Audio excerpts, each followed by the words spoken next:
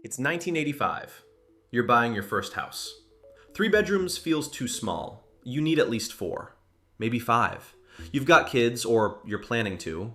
You need space for guests, a home office, storage. You're looking at houses around 2,500 to 3,000 square feet. Suburban neighborhood, backyard, garage, driveway. Your real estate agent shows you a condo. You laugh. I'm not poor. Why would I live in a box? Condos are for people who can't afford real homes. Studios and 1 bedrooms for single people starting out. Not for families, not for successful people. Real adults buy houses. Fast forward to today. It's 2026. You're a couple. Both have good jobs. Combined income of $150,000. You're looking to buy in a major city. Your real estate agent shows you a 2-bedroom condo, 800 square feet, $450,000. You look at each other. Eyes light up. Wow, this is pretty spacious. Spacious. 800 square feet, 2 bedrooms, for 2 adults, maybe a future kid. And you genuinely mean it, because the last place you saw was 650 square feet for the same price. And the new developments, 2 bedrooms are 550 square feet. You're excited about 800 square feet the way your parents were excited about 3,000. So how did we get here? That's what this channel exposes. Hit subscribe. How did we go from thinking condos were for poor people to celebrating tiny apartments as spacious? And why are we paying more money for way less space? Let's go back to what normal looked like. Post-World War II through the 1980s. The American dream, and the dream in most developed countries, was a house. Detached. With a yard. Space for a family. Room to breathe. The average new single-family home in 1950 was about 1,000 square feet. Small by today's standards. But it was affordable and you could expand later. By 1970, the average was 1,500 square feet. By 1990, it was 2,080 square feet. Houses were getting bigger, and they were still affordable relative to wages. A median income family could buy a median priced home. The mortgage was about 25% of household income. One income could support a family in a house. Condos existed, but they were niche. For singles. For retirees downsizing. For people who wanted urban living without yard maintenance. They weren't the default, they were an alternative. Apartments were even more temporary. You rented an apartment when you were young, when you were getting started. Then you bought a house. That was the progression. Apartment to house. Renting to owning. Nobody aspired to live in 600 square feet permanently. That was a stepping stone, not a destination. Then housing became an investment asset instead of a place to live. This is where everything broke. The 1980s and 90s saw deregulation, easier credit, securitization of mortgages. Housing went from shelter to speculation. People started buying houses not to live in, but to flip, to rent out, to hold as investments. Real estate became a get-rich strategy. Housing prices started climbing faster than wages. By the 2000s, housing in major cities was completely disconnected from local incomes. You couldn't afford to buy where you worked, not on a teacher's salary, not on a nurse's salary, not even on an engineer's salary in some cities. Foreign investment poured in, empty investment properties, luxury condos bought as places to park money, not live. Entire buildings dark at night because nobody actually lives there. Housing supply couldn't keep up, not because of lack of land, because of zoning restrictions, NIMBY opposition, and the fact that developers made more money building luxury units than affordable ones. Cities started building up instead of out. High-rises, condo towers, lots of units, each one smaller than the last. Developers discovered they could make more profit per square foot by building smaller units. Why build 10 1,000 square foot units when you can build 15 700 square foot units? More units equals more sales. The square footage started shrinking. 900 square feet became standard for a 2-bedroom, then 800, then 700. Now 600 is common. In some cities, 500. And you're paying more per square foot than your parents paid for entire houses. And if you've ever toured an apartment and thought, this bedroom can't even fit a queen bed, but signed the lease anyway because it's all you can afford? Hit that like button. It tells me you're living this reality, shrinking spaces at rising prices while we convince ourselves it's fine. The terminology shifted. Marketing made small sound good. Cozy, efficient, minimalist, urban living. These are code words for too small.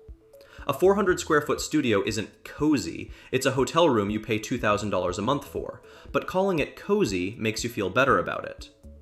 Open concept became standard, not because people prefer it, because it's cheaper to build one big room than multiple smaller rooms with walls.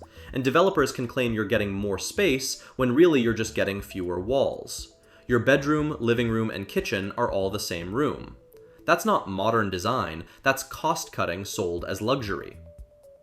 Micro apartments appeared, 200 to 300 square feet, a bedroom, bathroom, and kitchenette in the space of a large walk-in closet. And they weren't marketed to desperate people, they were marketed as trendy, as minimalist living, as eco-friendly. Live with less. Except you're not choosing to live with less, you're being forced to live with less because it's all that's affordable. And people bought into it, because the alternative was living further from the city, longer commutes, less access to jobs and culture. So you accepted the tiny apartment. The psychology shifted, your expectations lowered without you noticing. You tour a 700 square foot apartment, it feels small. Then you see a 550 square foot place. Suddenly, the 700 square foot one feels reasonable, spacious even. You're not comparing it to your parents' 2,000 square foot house anymore, you're comparing it to the even worse option you just saw. Your baseline dropped. Developers know this. They show you the worst options first, then show you something slightly less terrible. You feel relieved, grateful, you take it. You just paid $400,000 for 700 square feet and felt good about it because the other option was worse. Furniture companies adapted. IKEA's entire business model is make furniture small enough to fit in apartments that are too small. Beds with storage underneath because you have no closet space. Wall-mounted everything because there's no floor space. Furniture that folds, collapses, or transforms because you can't fit separate pieces for separate functions. You're playing Tetris with your belongings, and pretending it's smart design rather than a response to insufficient space. The minimalist trend accelerated this. Marie Kondo told everyone to get rid of most of their stuff. Was it good advice? Maybe, but also convenient timing, because you physically can't keep your stuff. There's nowhere to put it in a 600 square foot apartment. Minimalism stopped being a choice and started being a necessity. But we called it a lifestyle, made it aspirational, convinced ourselves we wanted less stuff. You don't want less stuff. You have nowhere to put it. Outdoor space disappeared entirely. Remember backyards, porches, balconies?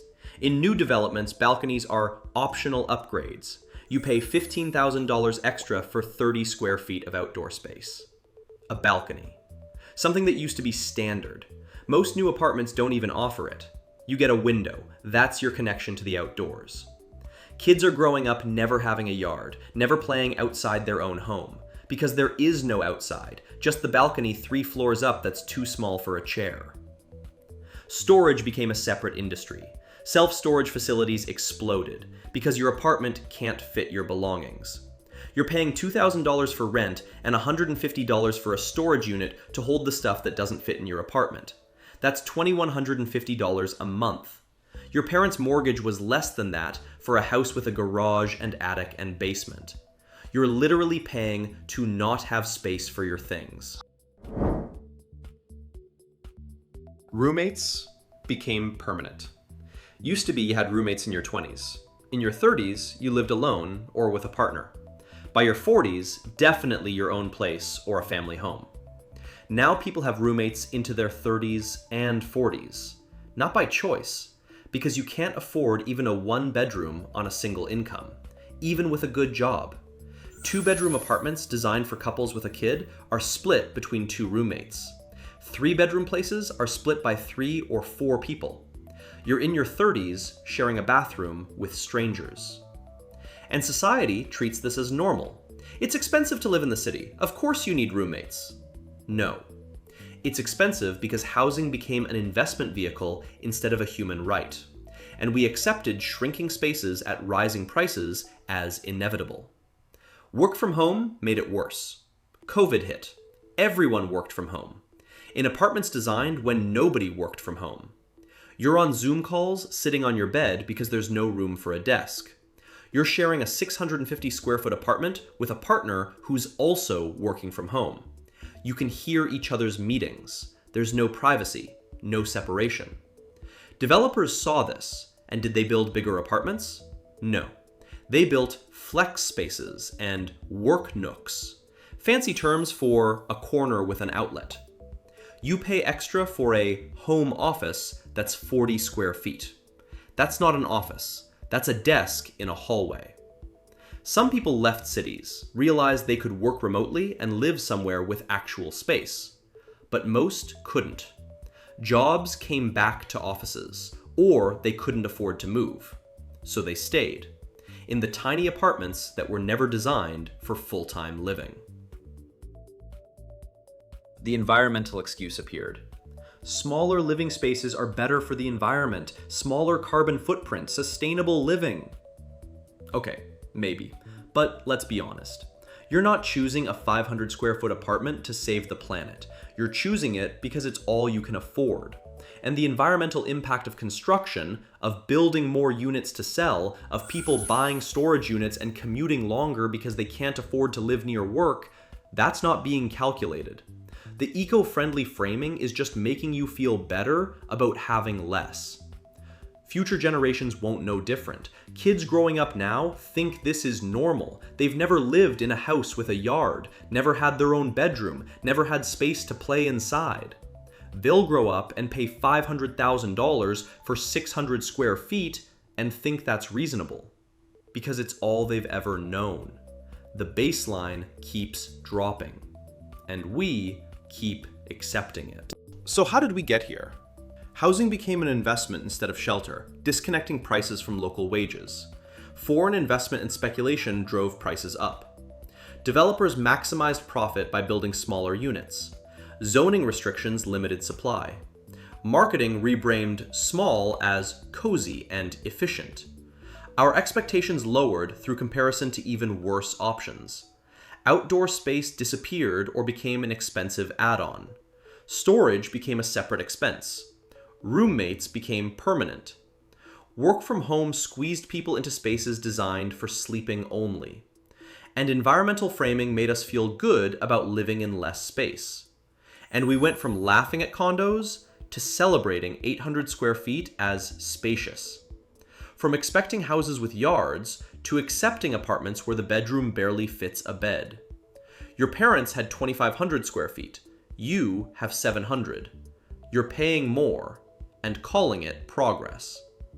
Maybe the real question isn't how we got here. It's whether the next generation will live in 400 square feet and think that's spacious too. If you've ever described a tiny apartment as pretty spacious because you've seen worse, or if you're paying more per square foot than your parents paid for an entire house, hit that subscribe and like button. We're exposing every way life got smaller and more expensive while we convinced ourselves it's normal. And shrinking living spaces might be the most visible example we're all living in right now.